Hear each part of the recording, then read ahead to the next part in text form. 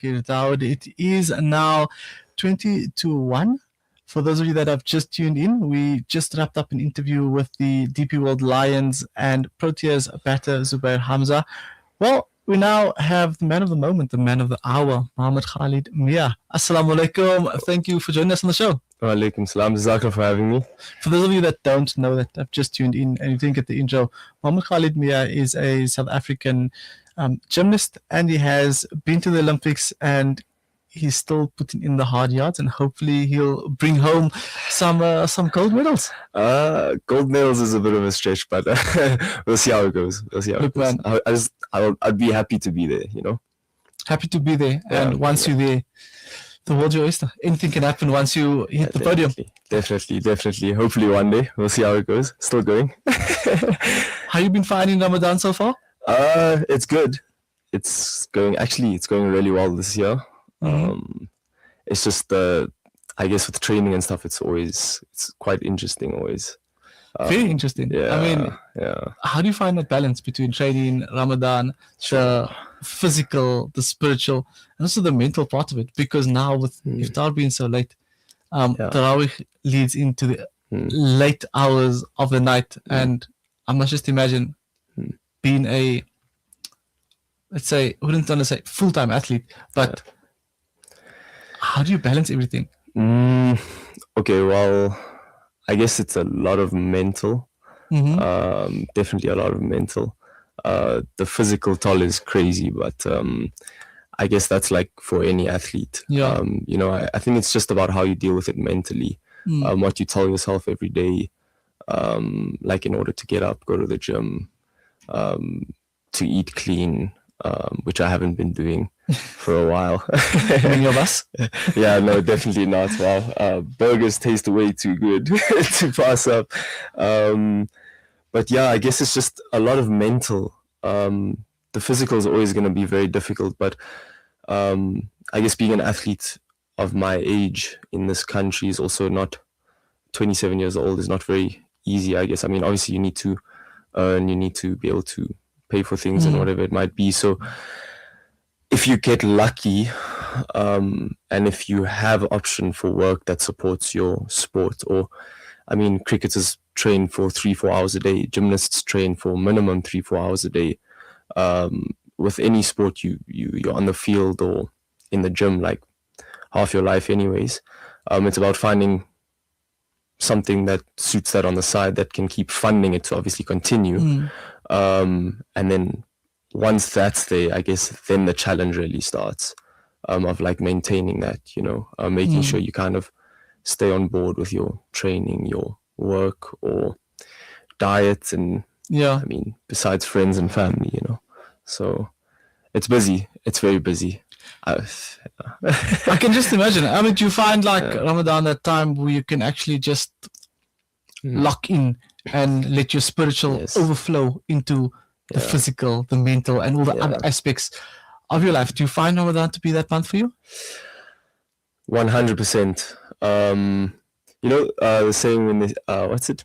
Ramadan comes when you need it most. It's a little bit different for me. It's very related to sport in that sense still. I mean, I'm still like very much a kid when it comes to my sports. I mean, it's obviously very driven by like passion. But I definitely use Ramadan as like a way to get back on track or back to where I want to be, you know. It's definitely a time where you can like really focus on where you're missing, where you're lacking, in terms of besides even your deen, besides your prayers, you know, like I said, eating, being disciplined in terms of like your times, all those different things. And I guess Ramadan is actually also really nice because I feel like you rest more. It's tiring. Don't get me wrong, it's very difficult, but you can really rest a lot in Ramadan. I mean, you're at home all the time. You're not going out and seeing friends all the time. I mean, the most you're seeing is like Tarawih at the mosque. Other than that, you know, you're like kind of just on your own little mission, which I do enjoy a lot. It gets boring, but like it's What does a day in your life consist of? I mean, run us through a normal day in your life from the time you wake up till the evening. Okay. Well, of late is quite interesting. I haven't been training to my. I kind of took a little bit of a break from gymnastics, just to give myself time to heal some injuries up and all that stuff. But a typical day when I am training in full force and working, etc., would either require me to be at morning training at 7 o'clock in the morning, which I never make. It's usually very difficult to make that. Anyways, you'd have like your morning trainings, like 3 hours in the gym, and then kind of come back home, have some breakfast. I work mostly remote online, deal with a lot of clients on Instagram, social media, all those different things. I write fitness programs and diet plans for a living. Essentially, I'm a glorified fitness trainer. So I mean, I'll deal with that for like 2-3 hours a day. And once it's done, I kind of go back to the gym and train again. And if I'm not training so hard, I'll just train one session a day, which is like a 3 o'clock to 8 o'clock in the evenings or whatever it might be. You know, those are quite nice sessions. I mean, especially in Ramadan, you can kind of just lock in at that point, you know.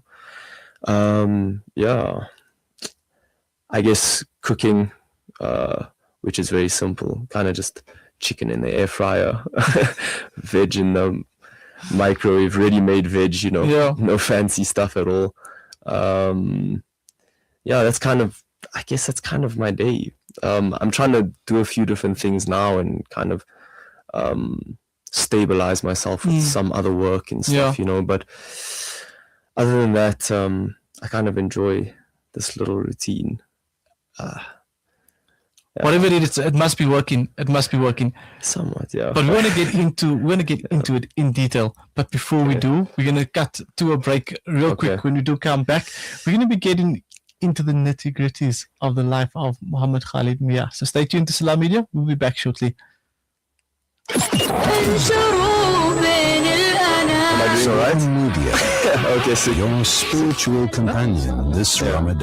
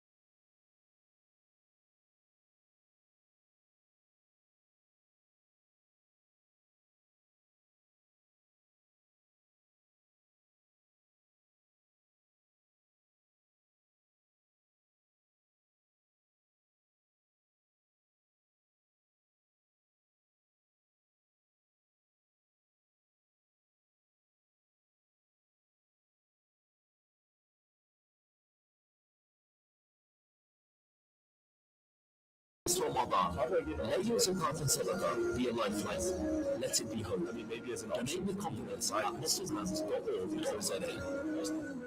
Like, I guess hosting You are listening to Salam Media live from our headquarters in South Africa.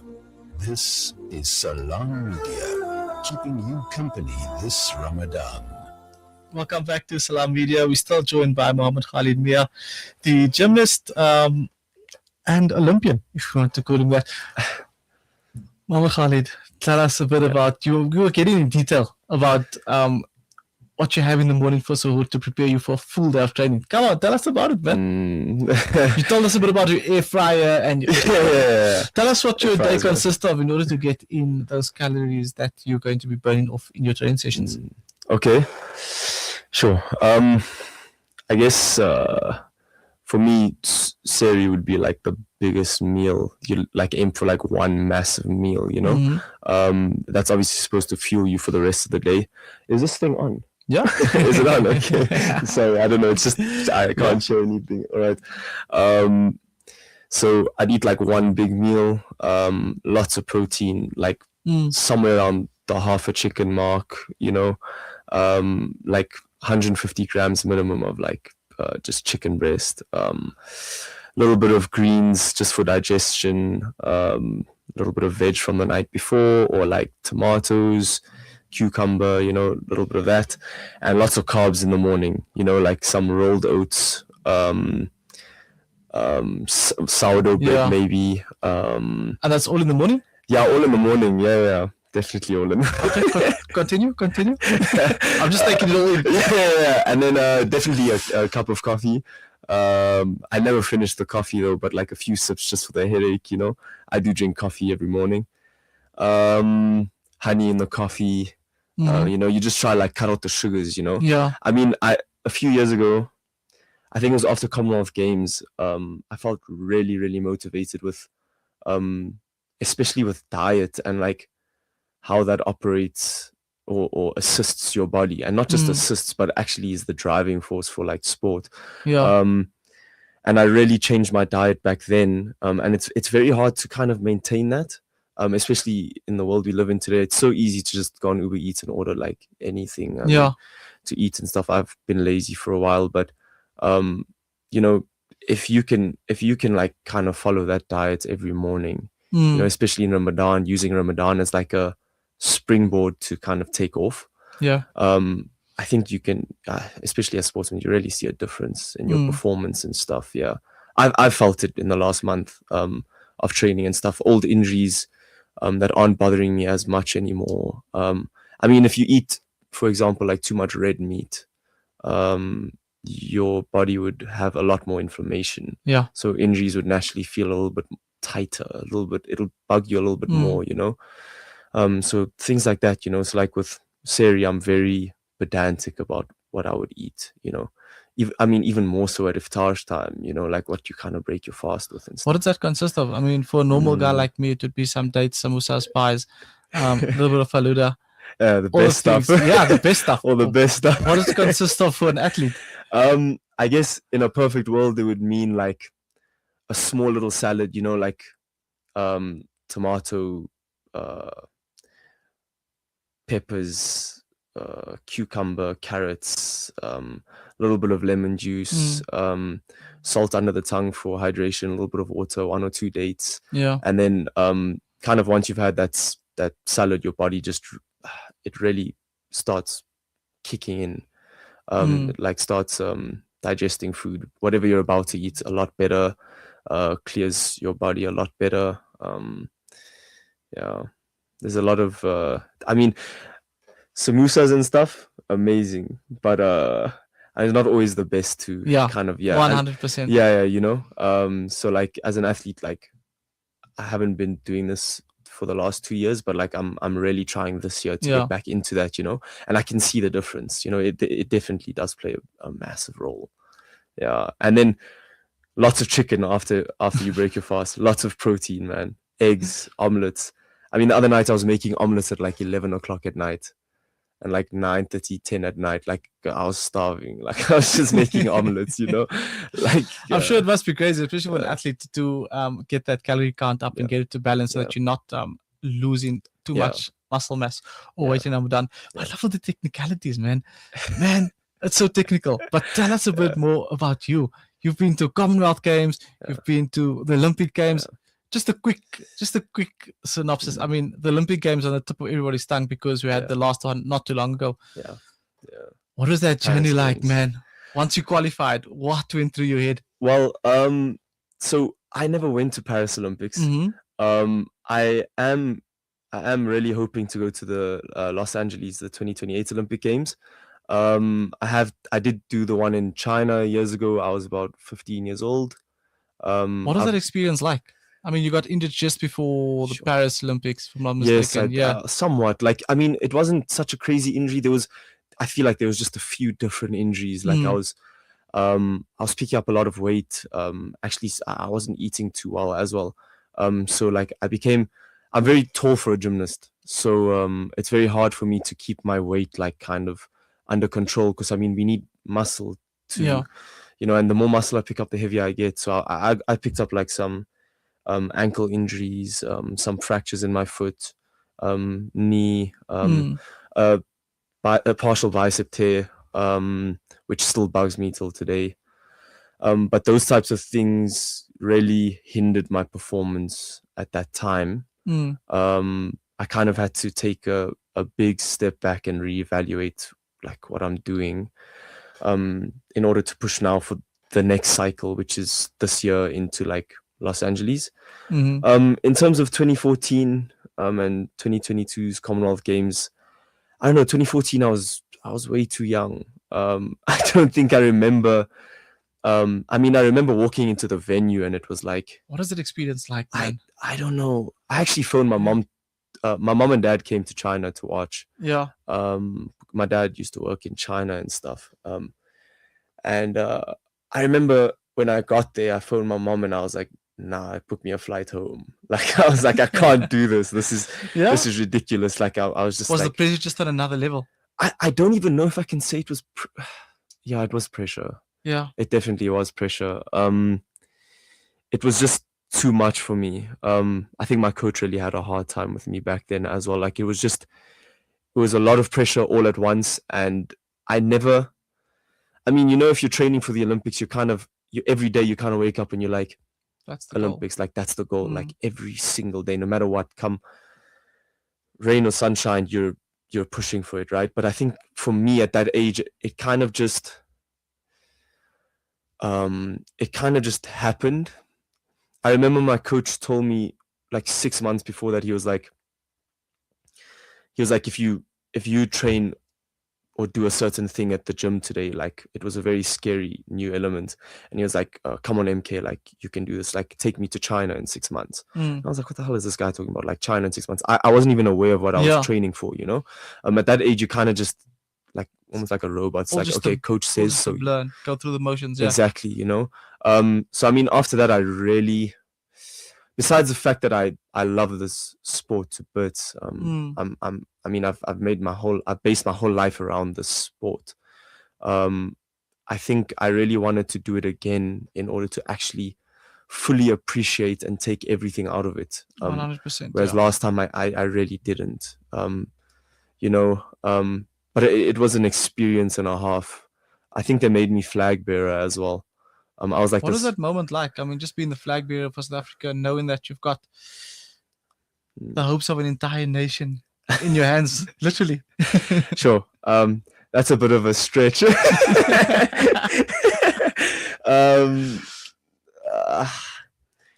Like I said, I mean, I don't know if it was something that I think I was more focused on just doing what I needed to do every day. You know, like in the village, my coach was like, because there's like this crazy big village. It's like an Olympic village. What is it like? It's so cool. It's like buildings for different countries, and like it's like so cool. It's like basically its own little community. You know, for that 1 month, you're just all stuck there, and it's just like all these athletes on the same mission every day. You know, like people at 4 o'clock in the morning, like in the food hall, getting in their calories, before they compete or whatever it might be. People chilling after they've competed, people partying after they've competed. The gold medal celebrations were crazy. I mean, anybody that came in with golds were like running into the village with like the whole team, like making noise behind them. It's like, I don't know, there's something so special about sport, and being on that level. It's a true privilege to be there, because I mean, anybody could have made it there or not. Yeah. It's honestly, it's all about luck, genuinely. I mean, I can work hard for it every single day of my life and get injured the day before I compete, and that's just it. That's literally it. It's done. As a gymnast, an injury that can pull me out of an Olympic Games is like literally a finger fracture. Like, I mean, my coach will disagree with me, and everybody that's listening will probably laugh, because I mean, everybody will tell me to just suck it up and just compete on it. And I mean, that's the usual thing that professional athletes do. Yeah, exactly. You've seen it at the highest level. Yeah, exactly. I mean, I've seen the absolute best in the world, unbeaten, just pull out because of like grade 2 tears on an ankle. Like, it's not completely torn, not completely injured, but I mean, if he had to continue, he'd be going for surgery on crutches for an extended period of time. Yeah. Maybe his career might have been at risk, so things like that, so I don't know. It's just, it was an experience and a half, a Commonwealth Games as well. I think that was something that I really got to take in. I think I was 23 at the time. Also very unexpected, it's kind of like the Olympic Committee kind of gets, they receive your name as like as a portfolio, and they're like, this athlete has this many achievements and this medals and this, and athlete B has XYZ. Which athlete would you like to send? So I mean, like I said, at the end of the day, it could be anybody that goes. Anybody is deserving of that position. But I really just try to take that experience in, and I feel like it really changed me and really warmed me back up to gymnastics again, because I was out for a while. I wasn't really training or focused on my gymnastics for a while during campus and stuff. Like, I was training, but it wasn't the same. And I feel like that really woke me up again. I probably haven't answered your question. No, you did 100%. But I mean, just looking at that, I mean, do you think that you definitely now, it sets you up for the future somewhat, and you now know what goals you want to set for yourself? What are some of those goals that you've set yourself for the future, and how do you see yourself achieving them? In terms of sports and in life as well, or just sport?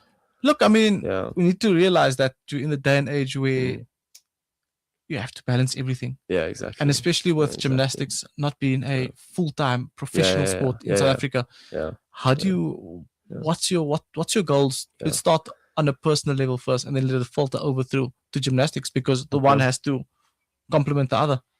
Of course. I mean, I've always I mean, obviously, I've got all my role models that I kind of follow. All these ex-gymnasts on Instagram and all that stuff that I've always looked up to, like, my whole life, and I've seen some of them kind of take, not even the best gymnasts, with all due respect to them, but take their Instagram, their socials, all the way up to like millions of followers and kind of run businesses off of that. Like, that's kind of, those are like my personal goals in order to kind of sponsor my own gymnastics. Yes. Because I mean, it's a very expensive sport.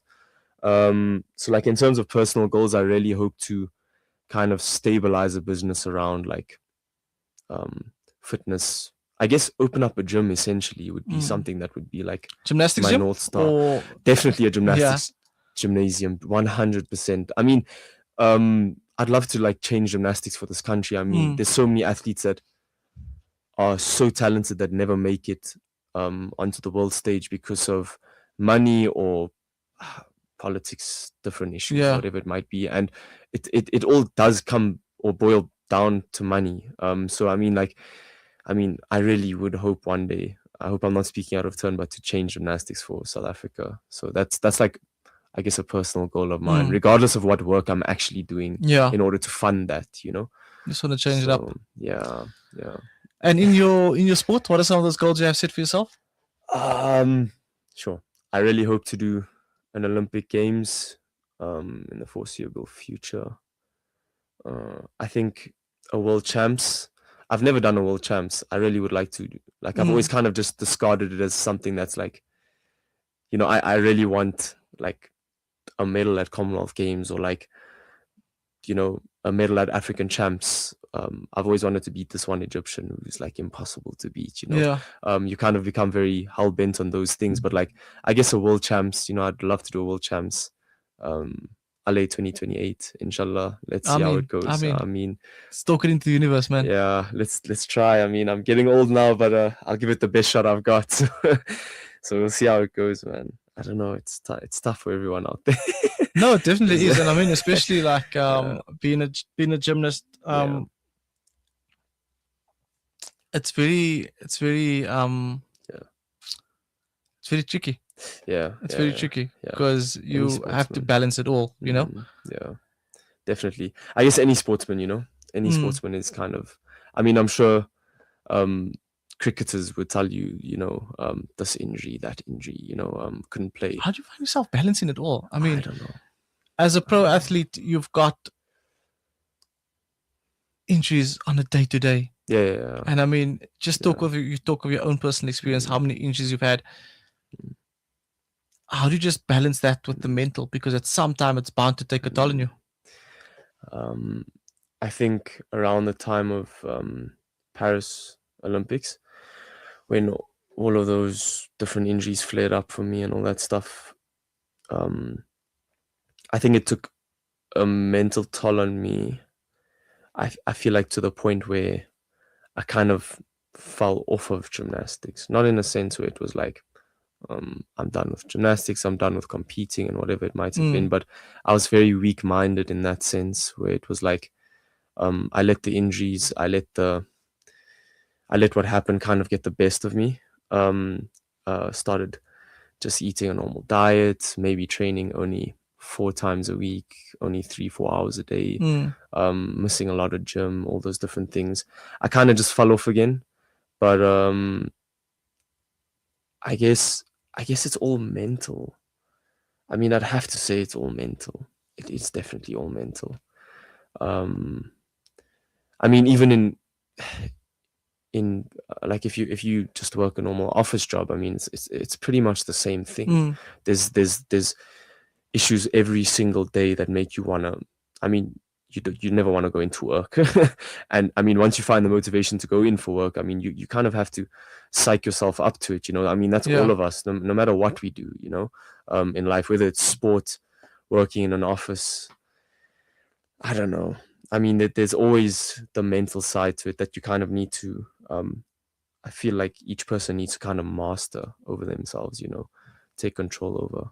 And I mean, just looking at your future, and there's such a bright future ahead of you. Is there any gymnast that you want to emulate, or that you really look up to, that you want to mold your game around? Sure. There's actually quite a few. You're allowed to put it out there. There was always this Japanese gymnast. He's known as the king of gymnastics, Kohei Uchimura. But he's like, I actually had the privilege of training with him once for around a month in Japan, and he is like he's a work of art, man. He's like, I don't know, that guy's like insane. Like, torn ligaments, training still, falling on his head, training still. Heavy smoker though, like almost a pack a day. I guess there's other gymnasts as well. Couple gymnasts from the United States, GB gymnasts, UK gymnasts, absolutely talented beyond note. And besides talent, I mean, there's gymnasts that to me, kind of like when you look at them, they're not gymnasts. Like they're built very weirdly, or whatever it might be, but their mindset took them so far. I mean, they were like 5th in the world at Olympic Games, world champions at some point in their lives on certain apparatus, all those different things. And I think that they make like brilliant role models for like the up and coming gymnasts, you know, and especially for myself, you know, like I kind of like pull like notes from them every now and then, like, okay, he's like also been through XYZ, struggled with XYZ, and he just didn't care, you know, he just sucked it up, moved on, and just carried on. And I find lately I find that very hard to do. That's very, very, very hard to do. I feel like, sure, I don't know. There's a lot of it's very difficult to kind of wake up every day and be like, just suck it up and I don't know, keep going endlessly, you know. Especially when there's like it's very different. It's like we use Super Hamza we had earlier on the show, where as a cricketer you wake up in the morning, you're excited because you know you've got gym later. After your gym session, you've got a field session, then you've got skills. That's the full-time job. That's the full-time job. And it's mad. Sure, you have to wake up and you have to find that motivation somewhere every single day and come to the party every day. Where for you it's just a mere side hustle. Essentially, I mean, yes, not a side hustle. We can call like it a passion or something. A passion, like passion project. 100%. Like essentially, guys that go to the gym for weights for an hour or two a day, I just triple that time and push the same way. I mean, I don't know. That's what makes sports so amazing, but also so hard at the same time, because you can be replaced at any given moment by someone just as good, better, or not. It doesn't matter. You can be replaced like this. For any given reason. And you have to find it in yourself every single day to go into the gym and push past that and ignore all that. And just, I mean, like I said, this is something that I've been struggling with for around 2 years again. And I just haven't found my feet again. And I'm really trying to force Ramadan this year to kind of get myself to like wake up again, you know, and like focus, refocus. I do a lot of work in London as well. I find that really motivates me as well, getting to train with those big boys. They're brilliant athletes. The coaching there is amazing, just as it is here. You know, I just try and find motivation in every single thing I do relating to gymnastics. I mean, even with my diet now, I'm trying to see it as like I wouldn't call it a diet, but I call it like a lifestyle choice. Yes, 100%. Yeah, like I'd call it, like, the reason why I'm calling that is because, I mean, diet, like no one wants to follow a diet. Exactly. I mean, I don't want to follow a diet. I want to look simple life changes. Exactly. You know, but like you find motivation in every single thing you do to kind of keep going. And it's very difficult to do that, but I guess you just you do it anyways. You kind of have your North Star, and you constantly thrive for that. 100%. And you just have to keep moving towards it. Yeah, exactly. On the good days, the bad days, when you don't feel like it. And eventually, once you get there, you'll forget about all the bad days and realize that, okay, I'm here now. I'm here now. Yeah, exactly. No, definitely for me. I mean, the amount of times my coaches looked at me, I mean, even at Commonwealth Games, like he just looked at me, he was like, it's like, now, was that, what did he say? I don't know if I'm allowed to swear on this. Sure, no, not allowed. Family friendly. Yeah, family friendly. Right, sorry. Let's keep it clean. Yeah. Okay, but I mean, he was like, what did he say to me? He was like, I don't understand why you need to. It's like, was that complaining all worth it in the end? Or whatever? Because like we've got like an ongoing joke at the gym, like oh, there's MK, like he's gonna walk in and complain about something today, and then he's gonna realize it makes no difference anyways, and he's just gotta suck it up and move on, and that everything he's complaining about he's just gotta kind of ignore anyways, and leave it outside the gym. You're in the gym now, push, and then kind of deal with it afterwards, you know. Well, we're going to be looking forward to following your journey, and I'm sure the viewers and listeners and at home will be doing that too. Do you want to maybe drop your social handle so that they can give you a follow and stay up to date with your journey?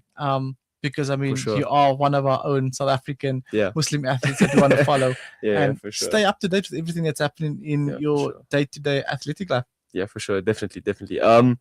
My socials are, well, I use Instagram. My name is Muhammad Khalid Mia. I don't know if you want to put the spelling out there or whatever. Just make sure you get the A. One more A? Yeah, one more A. Yeah, on the Khalid. Yeah, just get double A on the Khalid. Yeah. Like to sing about one more A. Definitely. Yeah. No, we'll put it out there and we'll share it on our socials to all our viewers at home. Yeah. But yeah, man. Also, let me know if you guys want any diet plans, fitness programs, all you gymmers out there, whatever it is. Don't be shy. Just yeah, it's kind of what I do. I'd love to kind of kickstart my business, you know. Look, you can start with me. I mean, I've got a long way to go. You don't need it, bro. You'll be good. You'll be good.